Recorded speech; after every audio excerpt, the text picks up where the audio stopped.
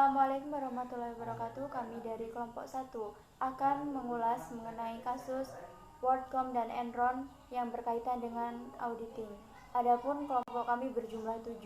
Sebelumnya izin memperkenalkan, saya Aprilia Vivin Hairunisa sebagai moderator dan akan menjelaskan mengenai kesimpulan. Ada Ahnas Abi Hamsyah sebagai pemateri pertama, Anissa Nur Eka Alfiati sebagai pemateri kedua, Taufikur Rahman sebagai pemateri ketiga, Amelia Sembiring sebagai pemateri keempat, Atta Amrullah sebagai pemateri kelima, dan Ada Ayu sebagai pemateri keenam. Baik, materi yang pertama adalah profil dan sejarah perusahaan Enron. Perusahaan ini didirikan pada tahun 1985 oleh sebuah perusahaan yang bernama Houston Natural Gas dengan Internet. Sebuah perusahaan dan juga beberapa perusahaan lain yang bergerak pada bidang pemimpaan minyak hasil dari merger yang diwajibkan oleh perundang-undangan federal Amerika.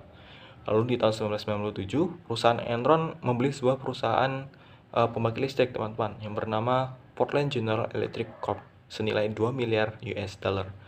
Masih di tahun yang sama, manajemen mengubah nama perusahaan Enron menjadi Enron Capital and Trade Resort, yang kemudian menjadi perusahaan Amerika yang terbesar yang bergerak pada bidang gas alam dan juga listrik. Lalu Enron membentuk sebuah perusahaan yang baru yang bernama Enron Online atau EOL pada bulan Oktober tahun 1999, dan setahun kemudian teman-teman, EOL berhasil melaksanakan transaksi sebesar 335 miliar US dollar pada tahun 2000. Lalu komoditas utama Enron ini adalah energi, teman-teman. Kemudian perusahaan Enron ini melakukan diverifikasi usaha yang sangat luas. Bahkan diverifikasi usaha ini sangat tidak berkaitan dengan energi atau industri energi. Dan diverifikasi usaha tersebut diantaranya future transaction, trading commodity non-energy, dan kegiatan bisnis keuangan. Sekian, selanjutnya akan disampaikan oleh pemateri yang kedua. Analisis pelanggaran kode etik yang terjadi pada kasus Enron. Pada kasus Enron terjadi pelanggaran prinsip etika profesi akuntan publik. Yang pertama yaitu pelanggaran prinsip tanggung jawab profesi. Praktik accounting perusahaan Enron tidak sehat. Enron melakukan praktik window dressing atau melaporkan laba yang dimiliki meningkat, namun tidak menjelaskan tentang pembebanan biaya secara terinci, dan perusahaan juga tidak melaporkan hutang perusahaan yang dimiliki. Ini berarti KAP Arthur Andersen telah melanggar kode etik yang seharusnya menjadi pedoman dalam melaksanakan tugasnya. Pelanggaran tersebut awalnya mendatangkan keuntungan bagi Enron, tetapi pada akhirnya dapat menjatuhkan kredibilitas, bahkan menghancurkan Enron dan KAP Arthur Andersen. Dalam kasus ini, KAP yang seharusnya bertanggung jawab terhadap profesinya, yaitu harus bersikap independen, tidak dilakukan oleh KAP Arthur Andersen. Selain itu, KAP Arthur Andersen menghancurkan bukti-bukti dokumen yang berkaitan dengan investigasi atas kebangkrutan Enron, yang berarti KAP Andersen tidak bertanggung jawab atas profesinya sebagai auditor yang seharusnya mempunyai tanggung jawab kepada semua pemakai jasa profesional mereka. Pelanggaran prinsip etika profesi akuntan publik yang kedua yaitu pelanggaran prinsip kepentingan publik. Dengan pelanggaran yang telah dilakukan oleh KAP Andersen, yaitu memanipulasi laporan keuangan dan menerbitkan laporan palsu, maka KAP Andersen telah melanggar dan menyalahi kepercayaan yang diberikan masyarakat kepada mereka selaku orang yang dianggap independensi dalam penyajian laporan. KAP Andersen telah melakukan kebohongan publik dan menyebabkan kerugian yang sangat besar yang dapat dirasakan oleh semua pihak seperti para pemegang saham dan masyarakat luar. Baik, materi yang selanjutnya yaitu tentang penyelesaian kasus Enron. Seperti yang sudah dijelaskan oleh pemateri sebelumnya, bahwasanya Enron merupakan salah satu perusahaan terbesar di Amerika Serikat yang bergerak pada industri perminyakan. Enron ini memiliki partner sebagai seorang auditor di perusahaan Enron ini, yaitu KAP Arthur Andersen. Mereka saling berkolaborasi untuk membentuk suatu entitas yang kokoh yang mampu menguasai pangsa pasar. Akan tetapi pada tahun 2001, perusahaan Enron ini mengalami kebangkrutan akibat kesalahan dalam sistem pencatatan akuntansinya. Hal ini melibatkan auditor dari Enron itu, yaitu KAP Anderson. Ketika mengalami kebangkrutan, bukan berarti mereka terus menghentikan aktivitas bisnisnya, tapi sebaliknya mereka justru terus mengeruk keuntungan dari para investor yang terus menanamkan modal pada perusahaan Enron. Mereka dalam hal ini investor tidak mengetahui bahwasanya perusahaan Enron dan juga KAP Anderson ini telah memanipulasi laporan keuangan, terkhusus telah melebih-lebihkan laba yang didapatkan oleh perusahaan Enron, sehingga para investor ini percaya akan perusahaan Enron untuk memberikan keuntungan yang lebih pada investor tersebut. Dan bahkan para investor ini menjadi tempat pembuangan sampah bagi perusahaan Enron dan juga KAP Anderson, karena mereka tidak secara tidak langsung memberikan suntikan modal untuk bisa dikeruk keuntungan dan juga membayar utang-utang dari Enron ini.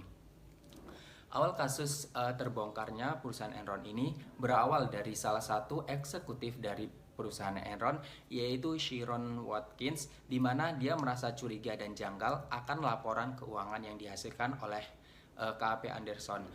Dan dari hal itu mereka eksekutif dari perusahaan Enron ini merasa khawatir, kemudian melaporkannya kepada CEO dan juga partner KAP Anderson. Kemudian laporan ini diproses dan juga diselidiki, akan tetapi dalam proses penyidikan ini tidak ditemukan bukti yang valid dan juga kuat, sehingga tidak ada hasil yang didapatkan dari kecurigaan yang dirasa oleh eksekutif Enron tersebut. Kemudian kasus Enron ini dimulai pada tahun 2001, di mana ketika perusahaan Enron ini mendaftarkan kebangkrutannya kepada pengadilan di Amerika Serikat, di mana hal ini berimbas pada pengunduran diri dari satu persatu pimpinan perusahaan Enron ini, dimulai dari CEO dari perusahaan Enron, yaitu Kenneth Lay, dan juga diikuti oleh direktur dari Enron, yaitu Mr. Lay. Mereka saling mengundurkan diri karena sudah tidak mampu lagi untuk mempertahankan perusahaan Enron itu.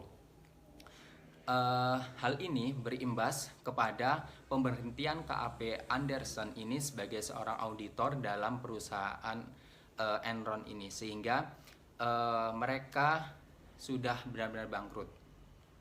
Kemudian setelah pendaftaran kepada pengadilan yang ada di Amerika Serikat, berbagai gugatan hukum dilayangkan kepada perusahaan Enron, sehingga mereka kolaps dan benar-benar sudah tidak tahu bagaimana cara untuk menangani permasalahan tersebut.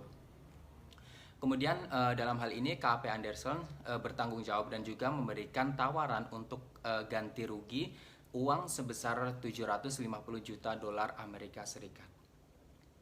Dan kemudian ketika dalam proses penyidikan setelah pendaftaran kebangkrutan kepada pengadilan Amerika Serikat, terbukti bahwasanya KAP Anderson ini memiliki peranan dan juga menghalang-halangi proses penyidikan serta menghilangkan dokumen-dokumen penting, sehingga KAP Anderson ini divonis bersalah dalam kasus bangkrutnya perusahaan Enron ini. Hal ini kemudian ketika dilakukan penyidikan pada tahun 2002, mantan Ketua Federal Reserve, yaitu Paul Volcker, itu masuk sebagai direktur untuk memperbaiki citra dari perusahaan Enron ini agar bisa bangkit lagi. Akan tetapi semua usaha yang dilakukan oleh Paul ini sia-sia, sehingga perusahaan Enron ini benar-benar tumbang. Nah, hal ini dilanjutkan dengan pemeriksaan kasus bersalahnya, yaitu KAP Anderson sebagai auditor dari perusahaan Enron, di mana hal ini berimbas pada pembekuan dan juga pemutusan dari semua kegiatan usaha dan ataupun pekerjaan yang dilakukan oleh KAP Anderson. Dia tidak lagi diperbolehkan untuk beroperasi baik dalam lembaga pemerintahan maupun lembaga lainnya.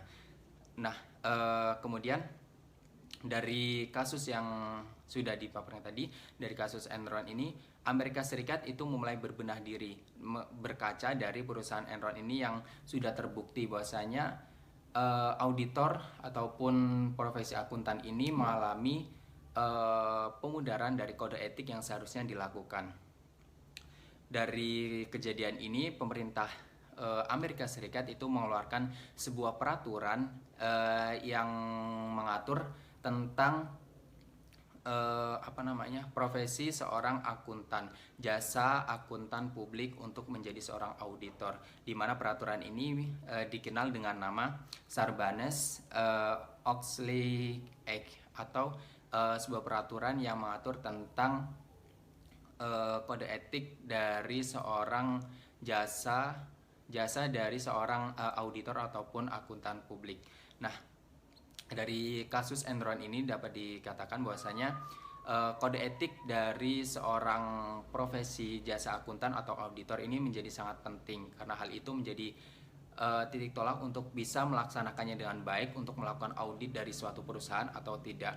Sehingga dari kasus ini tercemarlah profesi seorang auditor atau akuntan publik, dan mulai terkuaknya satu persatu kecurangan dari seorang akuntan publik dari perusahaan-perusahaan lainnya, yang kemudian hal ini menjadi titik balik untuk berprogresnya, berbenahnya dari profesi akuntan untuk menjadi lebih baik lagi. Baiklah, selanjutnya yaitu mengenai profil dan sejarah dari perusahaan WorldCom. Long Distance Discount Service atau LDDS pada awalnya berdiri di Hattiesburg, Mississippi pada tahun 1983. Kemudian pada tahun 1985, Bernard Ebbers LDDS dipilih menjadi CEO-nya. Perusahaan LDDS mulai go public pada tahun 1989 melalui merger dengan Advance Company.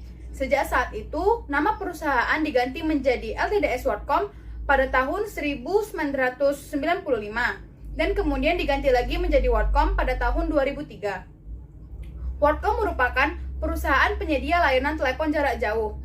Tahun 1989, WorldCom terdaftar dalam Bursa Efek di Amerika dengan Bernard Ebbers sebagai CEO. WorldCom merupakan perusahaan telekomunikasi yang menyediakan berbagai macam produk di seluruh dunia, seperti data, internet, komunikasi telepon, layanan telekonferensi melalui video, sampai penjualan kartu telepon prabayar untuk sambungan internasional.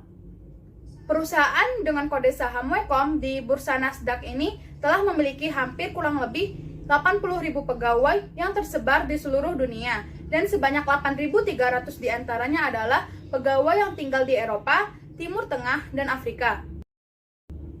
WorldCom berkembang pesat pada tahun 1990-an, sehingga menjadi salah satu perusahaan terbesar dalam industri telekomunikasi dengan mengakuisisi beberapa perusahaan.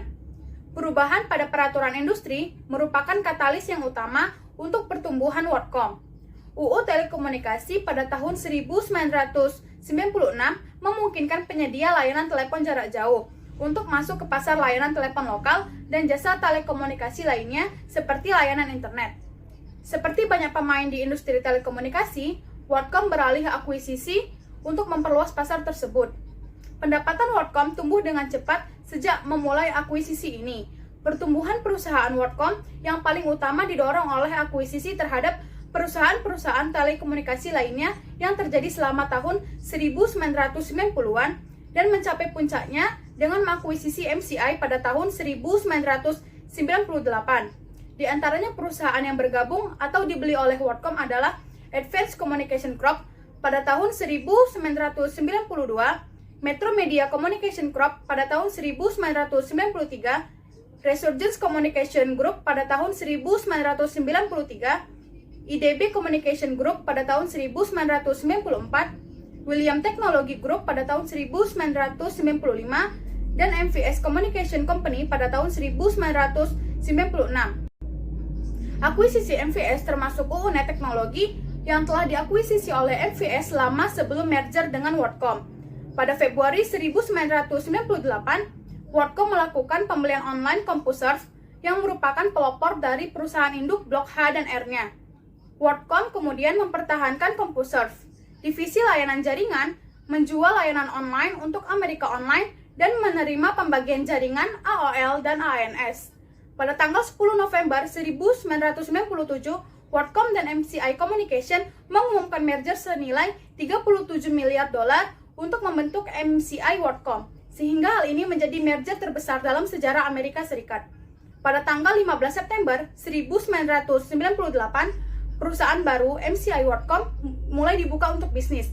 Pada 5 Oktober 1999, Sprint Corporation dan MCI WorldCom mengumumkan perjanjian merger antara kedua perusahaan sebesar 129 miliar dolar.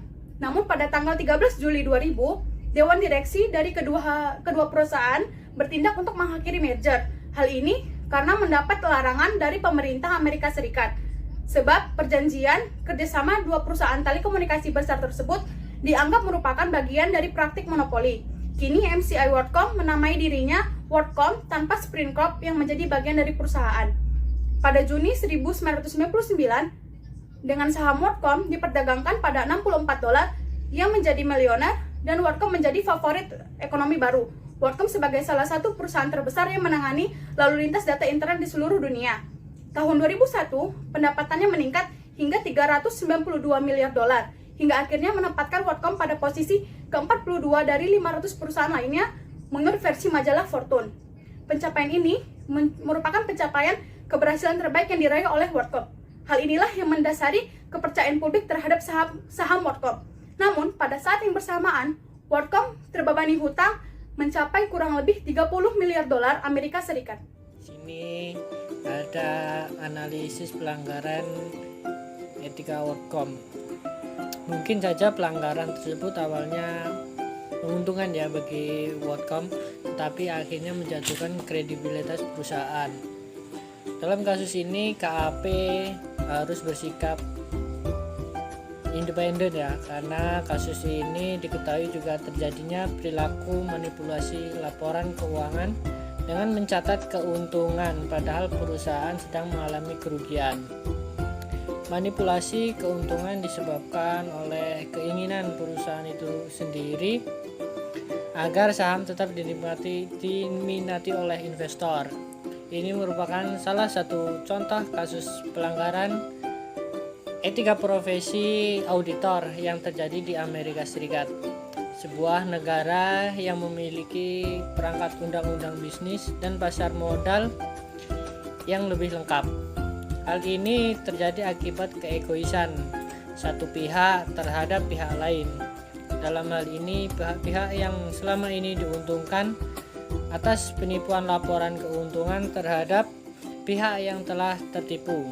Hal ini buah dari sebuah ketidakjujuran, kebohongan, atau juga dari praktik bisnis yang tidak etis yang tersebut yang akan berakibat hutang dan sebuah kehancuran yang menyiapkan penderitaan bagi banyak pihak di samping proses peradilan dan tuntutan. Untuk itulah kode etik profesi harus dibuat untuk menopang praktik yang sehat, bebas dari kecurangan. Kode etik mengatur anggotanya dan menjelaskan mana yang boleh dan mana yang tidak boleh dilakukan sebagai anggota profesi, baik dalam berhubungan dengan klien maupun karyawan sendiri, yang harus menjadi sebuah pelajaran bahwa sesungguhnya praktik atau perilaku yang dilandasi dengan ketidakbaikan maka akhirnya akan menuai ketidakbaikan pula, termasuk perbuatan. Yang selanjutnya itu tentang penyelesaian kasus WorldCom.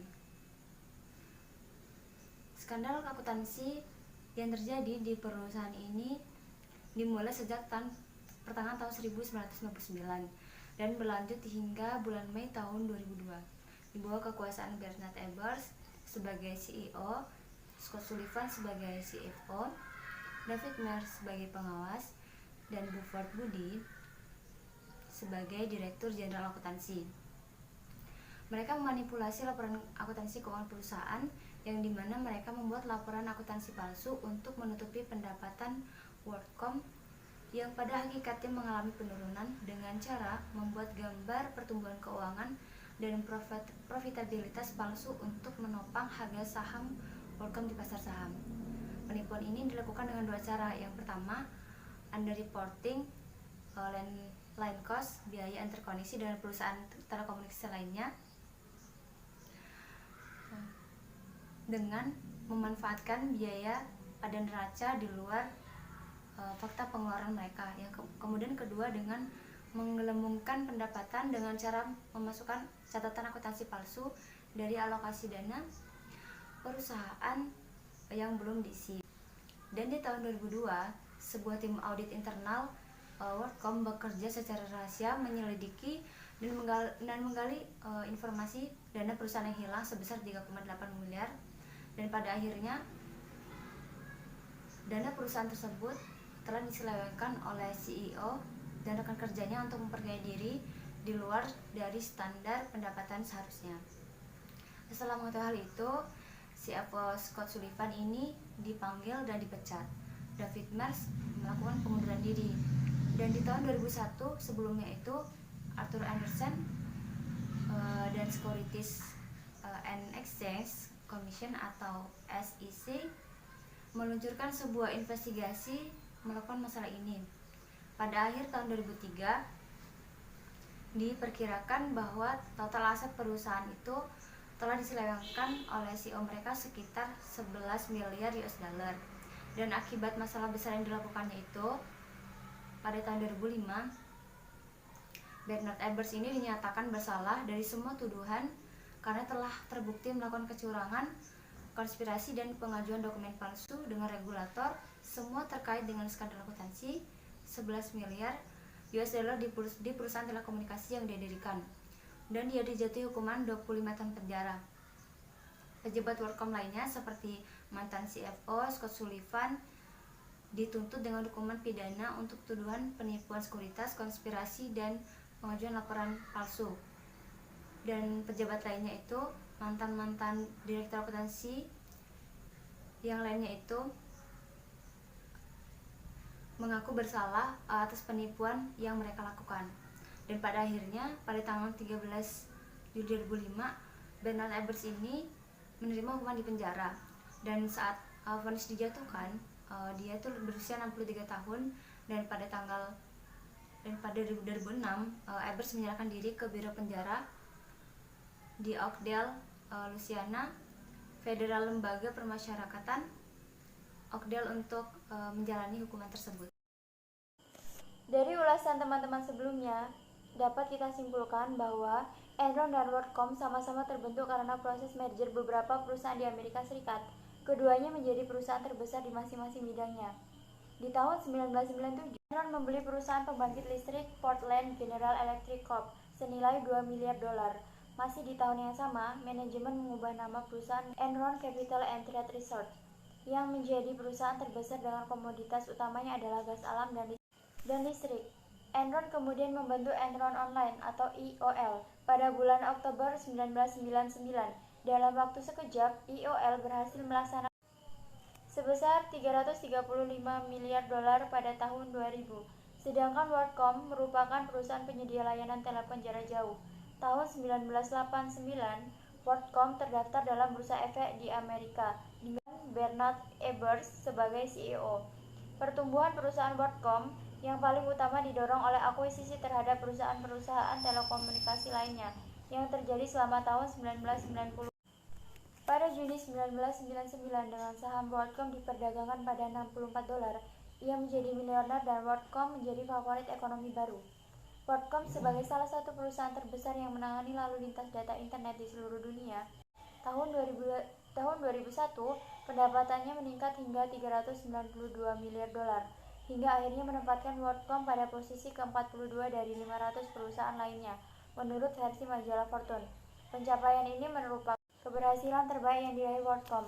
Hal inilah yang mendasari kepercayaan publik terhadap saham WorldCom. Namun, pada saat yang bersamaan, WorldCom terbebani hutang sebanyak mencapai kurang lebih 30 miliar dolar Amerika Serikat. Akan tetapi, keduanya juga sama-sama mengalami kerugian akibat skandal laporan akuntansi yang dilakukan oleh orang yang berwenang di dalam tubuh perusahaan itu sendiri. Praktik accounting perusahaan Enron tidak sehat dengan praktik window dressing. Melaporkan laba yang dimiliki meningkat namun tidak menjelaskan tentang pembebanan biaya secara terinci, dan perusahaan juga tidak melaporkan hutang perusahaan yang dimiliki. Awal kasus ini terbongkar karena kecurigaan salah seorang eksekutif Enron, yakni Sharon Watkins, yang merasa janggal dengan laporan keuangan yang ada dan timbul kekhawatiran bahwa praktik akuntansi yang dilakukan tidak sehat. Kemudian melaporkan kepada CEO dan partner Cap Anderson, namun dalam prosesnya hasilnya nihil, dikhawatirkan. Kasus Enron ini berakhir pada tahun 2001 ketika mereka mendaftarkan kebangkrutannya kepada pengadilan di Amerika Serikat, yang diikuti dengan pemberhentian Cap Anderson sebagai auditor Enron. Setelah itu, satu persatu pimpinan Enron mengundurkan diri dari jabatannya, yang dimulai dari CEO Enron yaitu Kenneth Lay dan Direktur Enron Mr. Lay. Berbagai gugatan dilayangkan kepada Enron, dan Cap Anderson menawarkan ganti rugi sebesar $750 juta untuk menyelesaikan gugatan tersebut. Dalam proses penyidikan, pengadilan menetapkan Cap Anderson bersalah karena telah menghalangi penyidikan dan menghilangkan dokumen-dokumen penting.